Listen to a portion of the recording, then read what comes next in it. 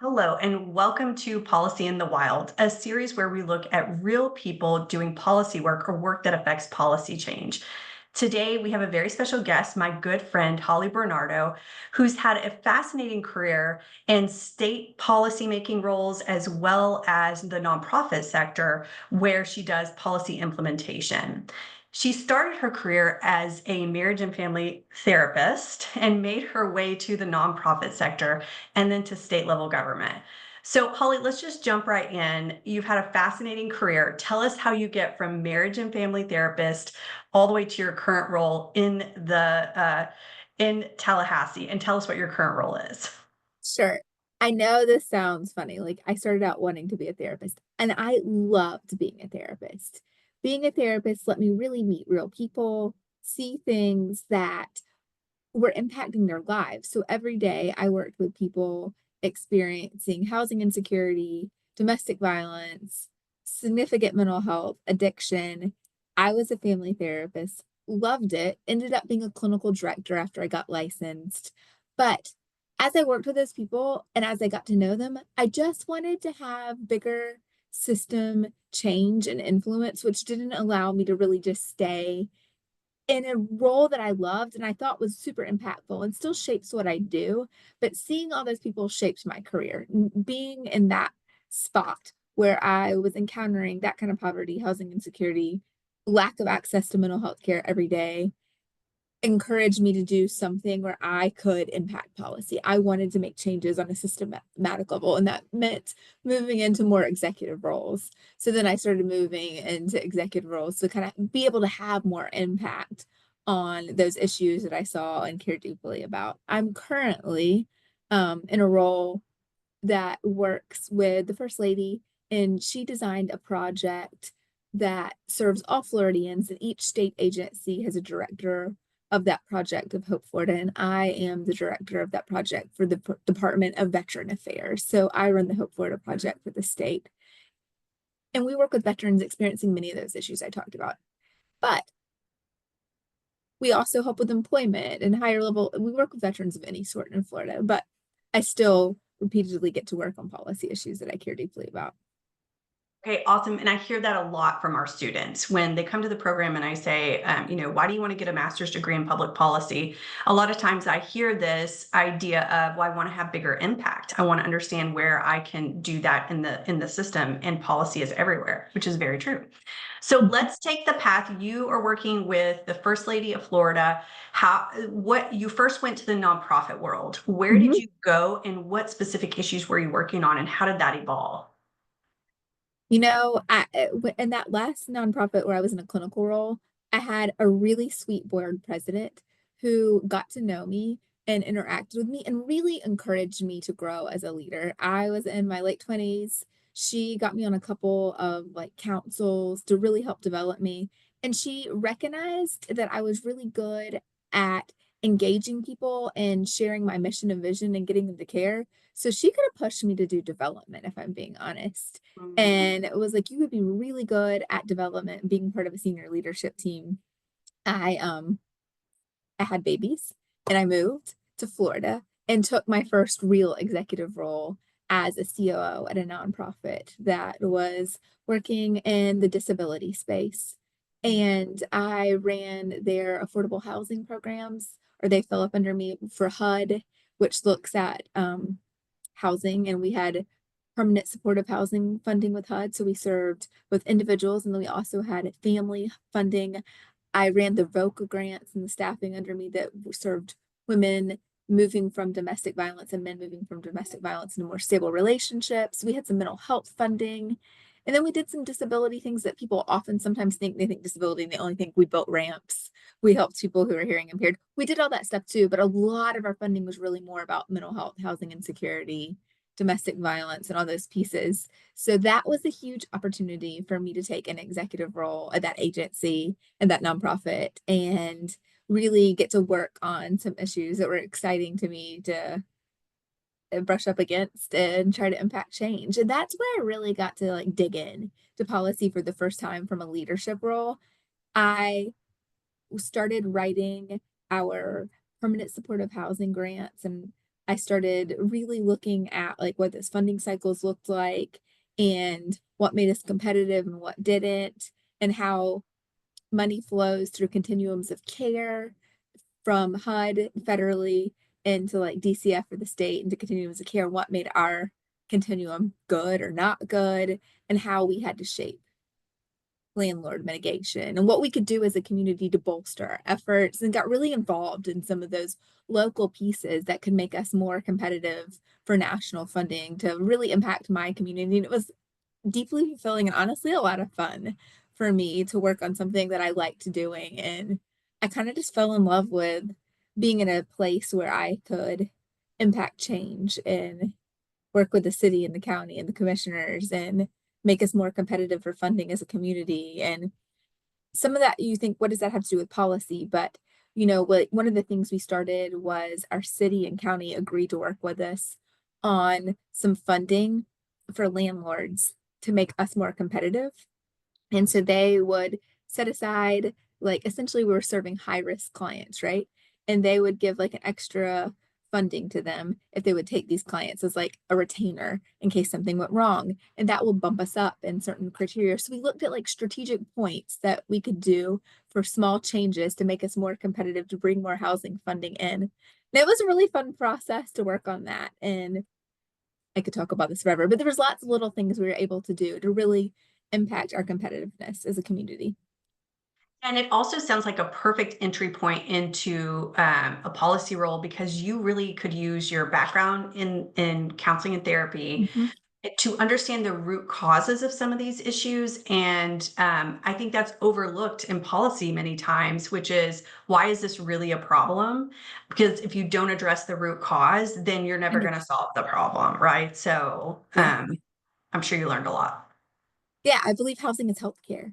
When we Mm, start to look at housing as healthcare and we understand like that need that we have to do it as a society, that this is critical, I think that shapes what we spend our time in, what we spend our energy in, how we speak to people. 100%.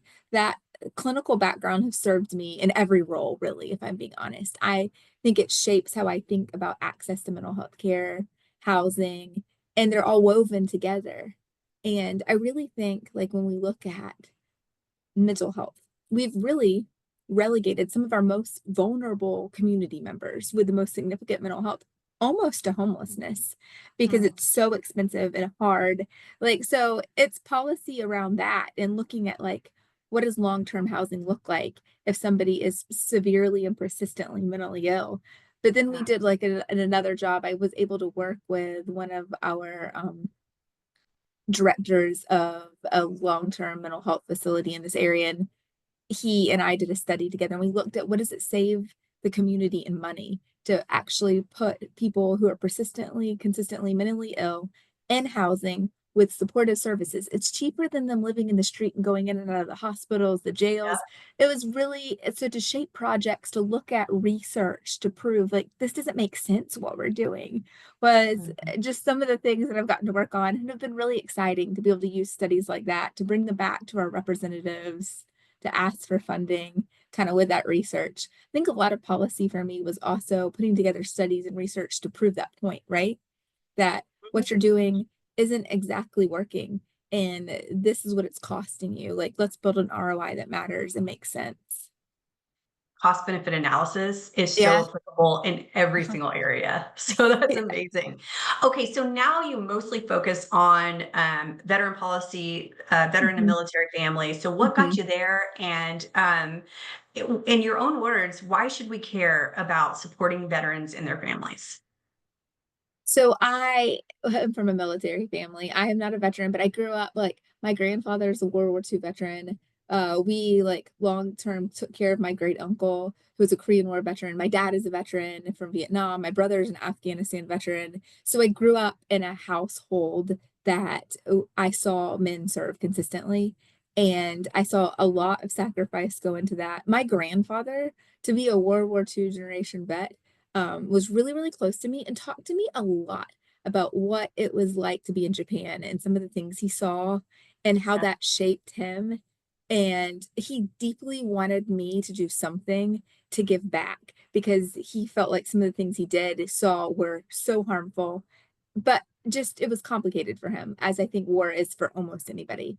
And he really talked to me a lot about what that felt like. And I saw my brother in Afghanistan watch just lose people right and left, and just it changed him, and he's doing great, but it really changed him. And I saw that impact in a different way, for him not to be food insecure in the military and not have enough food, and we'd be shipping boxes of food to him, and what it meant to try to stay in contact with somebody in Afghanistan and them to be okay when someone blows up and dies in their unit. It felt like all the time.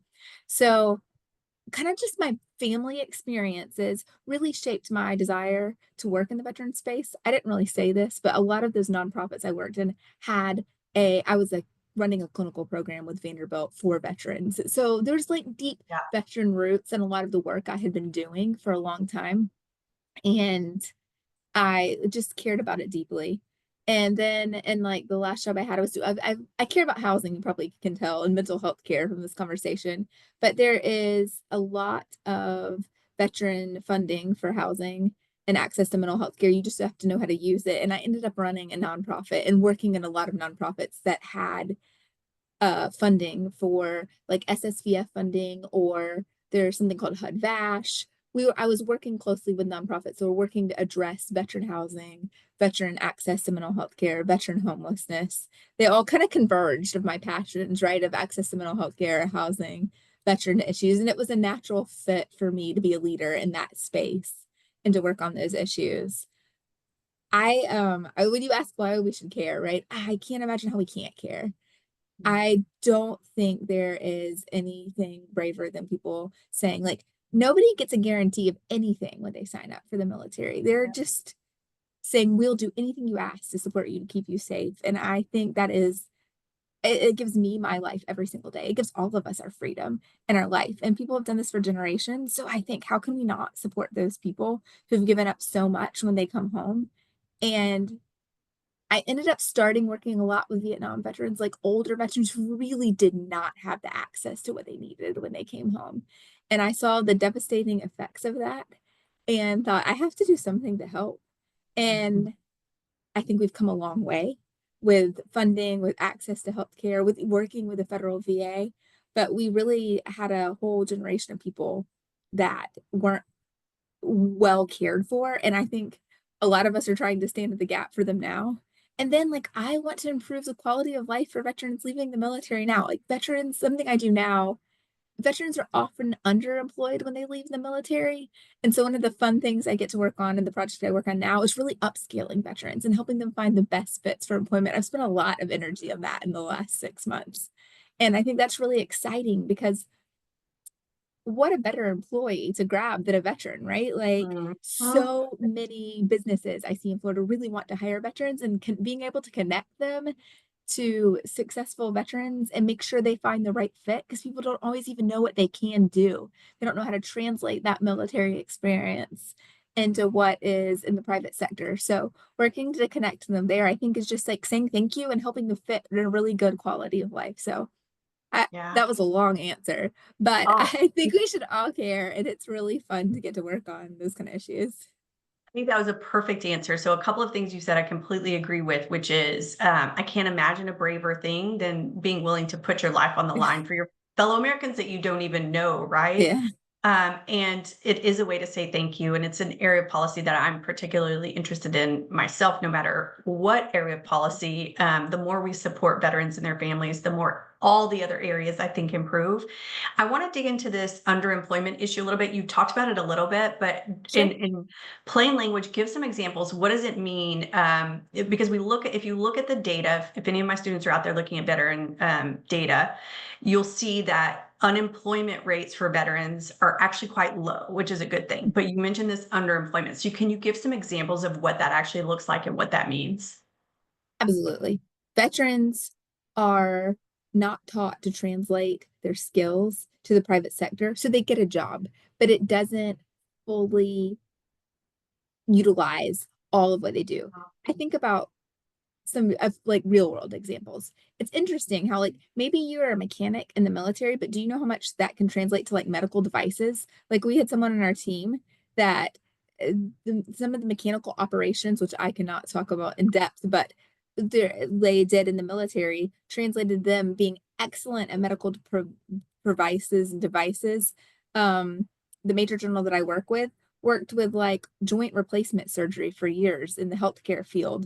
Like there's a lot of translations that you don't always know about. And so people are building tools and we're looking at like platforms to help veterans translate those skills into what the real world needs. And I think that's really exciting. So we're seeing people, even when you're struggling with housing and you're housing insecure, you're not necessarily homeless, but you're having a hard time paying those bills. We're looking at how do we upskill your employment? What can we do to get you to a job at the next level? How do we maximize those leadership skills that you have? And sometimes that just takes coaching, finding the right employers that value that, but also helping them recognize how marketable they have so many marketable skills in the medical industry. And I keep seeing that over and over. And I just didn't know that. And I'm somebody who's worked in this world for a while, right? There's a lot of really cool things that I'm learning as we dig into this. And it's not just like aerospace and tech, which are super important. And everybody thinks veterans can do aerospace and tech, I think. But there's a lot more out there. And just kind of coaching people as they're learning to talk to a civilian employer and helping them bridge that gap so they see them as leaders, they kind of working through that process with them is hugely important. Okay, I love that. So they have more opportunities, potentially higher salaries, Mhm. and potential for leadership roles in whatever industry they go into. So I love that. And you've talked about this just a little as well, but can you think of a moment anytime in your career that was that where you really had impact? It was maybe one of those moments where you're like, okay, this is why I do what I do. So in any of your roles, what stands out to you as an example? This is to do with housing, but we had a devastating hurricane in Florida. We've had many, but one of them was called Michael, and it impacted a community called Panama City. It is about an hour and a half from Tallahassee. And I was working as a director in the executive team at a homeless shelter in the area. Our influx of numbers were huge. And because we are like basically the largest city that could handle the capacity of all the people that were moving and being relocated. And like when a storm happens, the truth is you think it seems like it always impacts the most vulnerable, housing insecure, and people that are right on the line, right? Their houses are destroyed. So we had a big influx of people in our population in our shelters. And something I feel really passionately about is getting in front of the curve of homelessness. We wait too late to intervene. Diversion is really critical. And so I worked with the legislator to get right under $1 million of diversion funding and track that for a year because my numbers had went up so high. And we were able to move people like my goal for, and everyone will define diversion a little differently, but I wanted to, from your entry point into homelessness, right? Hugely traumatic. But if I can get you out in 60 days and back and settled, it's like a blip versus like this pattern. So I wanted to get people out that walk through the door in 60 days, which may seem like a long time, but in homelessness, that's like a blink. And so I had this special pot of funding to work on diversion to bring those numbers down. And I worked with them every month to show like the ROI on that project of what would look like. And we were consistently above 50% and if we didn't had that funding and the ROI. So we developed an ROI to really show the value of diversion and really having targeted funding to intervene in those first 60 days that somebody walks through that door. And I got to work on that project really and get to know the governor's office really well and meet with them to show them every month. I met with them to show them the outcomes of what I did. I looked at the numbers with them, talked through. And when I think about policy and being a policy leader, I think that means being accountable for what I'm doing and really helping you Mm. understand why you're investing in this and why this policy matters. Like you're giving me funding. This is the most valuable thing, right? But I need to show you why that matters, why that policy works. And obviously it works from a human heart perspective, right? We don't want anybody to be in homelessness. There's tons of mental health things that go along with this, but it also works from the perspective of I will save you money if you invest money in this project and why. And so being able to develop that with the governor's office, I think really set me up for a good relationship with them. And I was just really proud to help so many people that something impacted them so significantly, like a storm, be able to settle back. They don't want to settle and they need to go back home, essentially. They didn't need to settle in Tallahassee. We know that's not typically, there's cases, but typically people want to resettle where they are, especially if there's resources there. So that was a really exciting project to work on for me and something I was really proud of. Awesome. And you're hitting on this concept of accountability and transparency, which is that's why Mhm. we do public policy, right? So if Mhm. we didn't care as much about transparency and accountability, we could go work in the private sector where there's not as many requirements and rules and things like that, as long as your business is doing well and your board is happy or whatever it is. But in public policy, we have taxpayers' money. And so we Right. owe this sort of idea Mhm. of transparency and accountability. And so I want to pivot a little bit. So you live in Tallahassee, I mentioned that. And Yes. based on our conversations we have, you love it. So you love being sort of in the center of state policy making, and it's an Do. interesting place to be. So just talk about why you love it and what it's like seeing sort of being an eyewitness to what's happening in the capital of a state.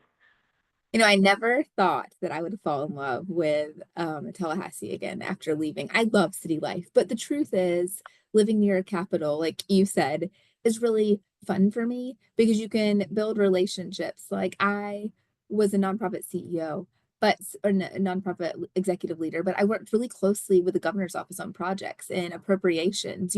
I say you're about a third lobbyist is a good nonprofit executive because you're constantly figuring out how to craft something that matters, to get to know those reps. And they all come to you. I live in the capital. And so to have the ability to build those relationships, like you cannot do this work without relationships. When I think of, to me, one of the most important skills to have is just to know people. And I've really spent my career working really hard to work with honestly both sides of the aisle. I believe that I've worked on issues that should matter. They're not red. I always say they're not red or blue, they're red, white, and blue. I serve veterans and housing and healthcare and some of the things we've worked on, really everybody cares about. So to be able to build relationships kind of with both sides to some of my favorite projects had a representative that was a Democrat on one side and a Republican on the other, and they get through because people can join around this. We can work together, and that's really important to me. And just to be in the mix and I think you just kind of have to be in the room. Like, if you want to do this work, you've got to get a seat at the table. And it allows you to kind of have that seat when you're here if you want it. And to get to know some of those people and to build those relationships, you're just in the right place to do it if you're interested in that kind of work. And you can Love do that that. anywhere, but it's really fun that you're in the capital and you have access to people so easily all year. Yeah, and so, of course, you're not in a policy-making role, but you're doing great No. policy implementation and, affect policy, but the Florida legislature is in session right now, and so I'm sure it's really busy. Yes. So how does a typical person working in or near, an active live legislative session, and how do you pivot? What are some keys to your success of making sure you're available for people? I'm sure things are changing on a daily basis, so what's it like and how do you stay on top of things? Well, I'm not in a policy role, but when you are part of an executive team in a state agency, typically I work really close with our leg affairs because all the representatives are doing veteran projects want us to work with them. So you're helping them put together those projects. And in a sense, you're not like you don't have a title that says you're in a policy role, but behind the scenes, that's what you're doing. You're helping those reps create policy. You're having those conversations with them. Also, when you think about like constituents or whoever you want to call Floridians, like everybody that wants to work, even fellow Bush School alum in our space, right? They want to do something during session. They want you to help them. They want to help you get it ready, meet the right rep, figure out how to do it. So I feel like that's part of my job is helping shape those things, get them through session, talking to people, helping them get ready, understand what it looks like, getting ready to file things, having those relationships. In this Yeah. sense, for us, like session is the Super Bowl, right? You spend all year getting ready for it. It is because you don't just get something that you don't get an idea and say, oh, we're gonna fix this. I want to shape something around this. You don't do that a month before session. Like you're like we're in committee weeks. It's over. Like everything's already happening, right? So it's kind of coaching people, getting them ready to do that. And so you get to know people all year. You hear what they want to work on. You connect them to the reps. People ask us to read, to help them with things, to put relationships together. I feel like we're behind the scenes policy working, and I really enjoy that piece of it. I do feel like it's a pretty big part of my job, even though it's not like my title. Yeah, exactly. And I think anybody, we use the phrase like policy professional or policy practitioner for all these Mhm. different kinds of roles that have to understand the policy process, have to understand where to engage, and can do sort of like stakeholder mapping to understand who has Uh-huh. the power and influence so that you know where to dive in. 100%. So, Mhm. Yes, that is so true. Like stakeholder mapping. You have to know who can pair together, who can work together, who will carry this on one side and the other. And that's what people are asking you to help them do. Figure out how to work that system, what lobbyists work well. Like it's just a large game of relationships. This work relationships are critical to this work. Just knowing people and knowing where they stand, and it's all part of the secret sauce. okay, let's say somebody's watching this video now and they say, you know what, I want to be in a role just like Holly's.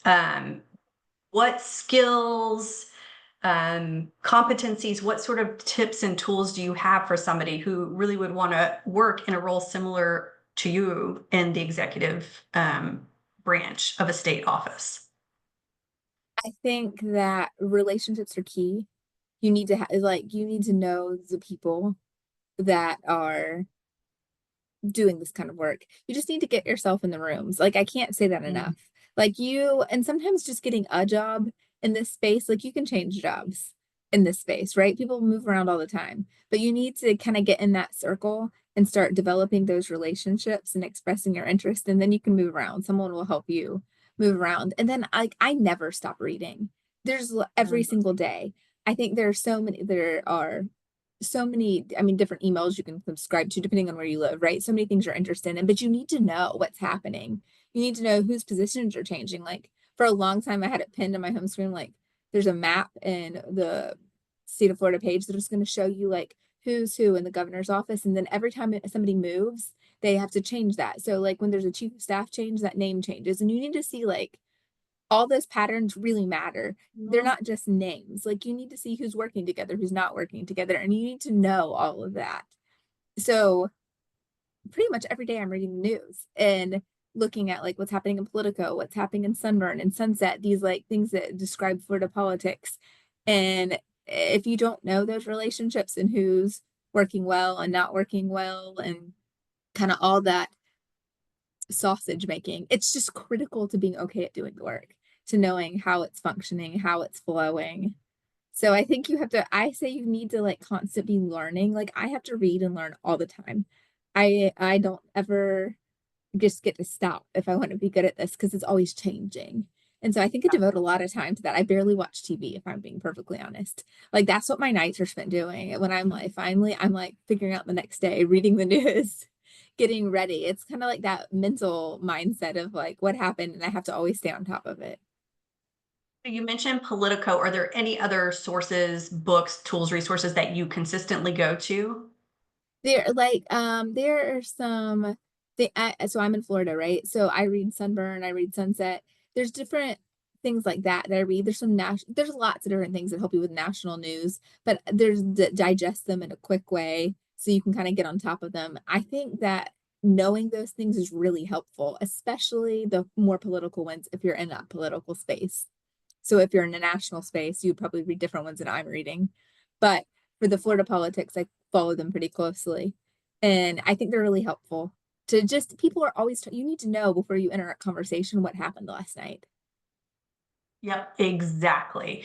And I'm going to go back to you mentioned like just getting in the room. So, would you recommend? I don't want to speak for you. So, would you recommend? Let's say somebody is interested in this, and they see sort of an entry level job in the state office. I mean, would you recommend just taking any sort of entry level job you can just to get in the room, knowing that there's room for promotion? Do you have a strategy around that, or how do you even just get in the room in the first place if you're somebody who has no idea how all this works?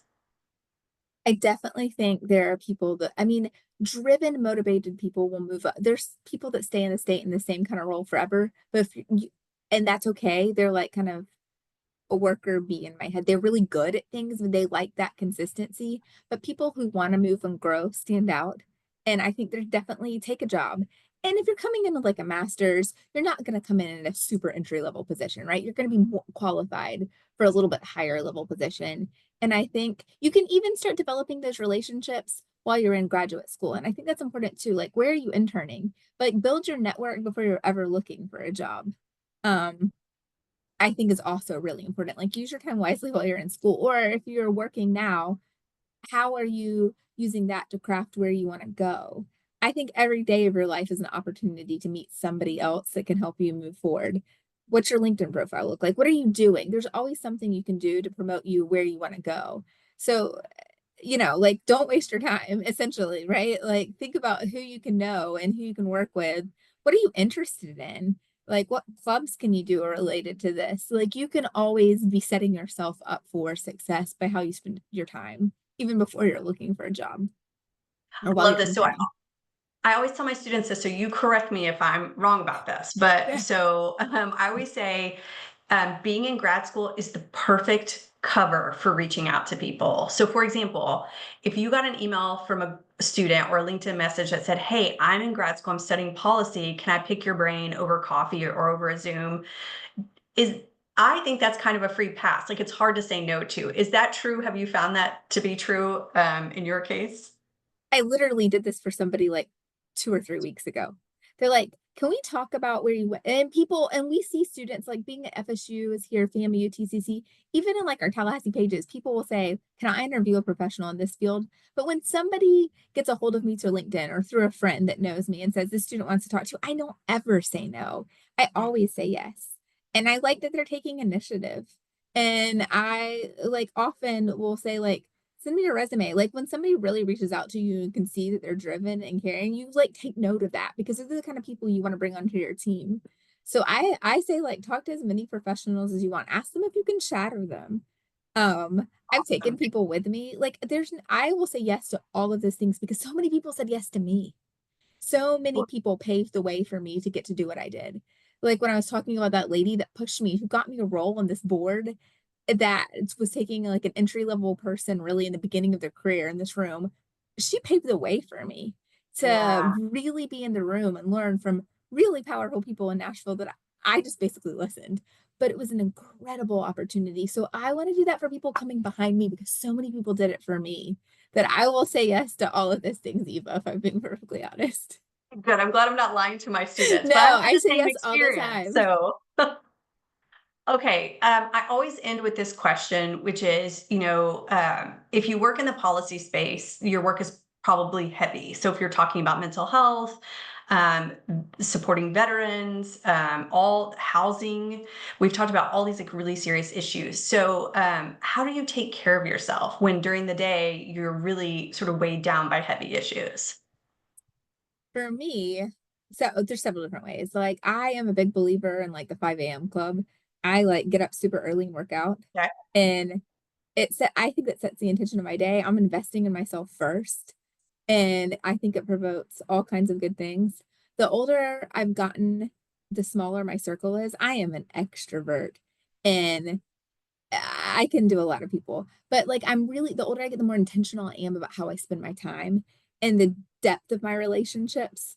And so that's helped me too. Like I recharge and I also travel. I do not believe in not using my vacation.